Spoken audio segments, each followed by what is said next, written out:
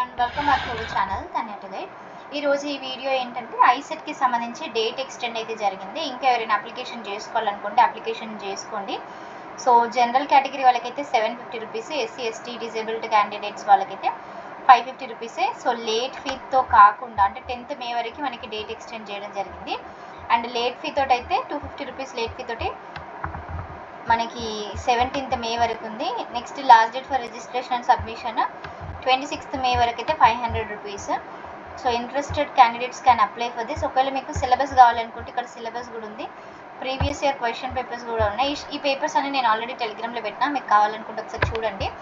So నార్మల్గా MBA MCA admissions కోసము మనం ఐసెట్ రాస్తాము, అది అందరికీ తెలిసిన విషయమే.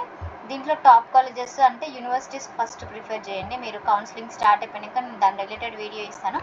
అండ్ లాస్ట్ ఇయర్కి సంబంధించిన rank versus cut off video కూడా ఛానల్లో అవైలబుల్గా ఉంది. అది ఎవరైనా ఇంకా చెక్అవుట్ చేయలేదు అంటే ఒకసారి వెళ్ళి చెక్అవుట్ చేయండి.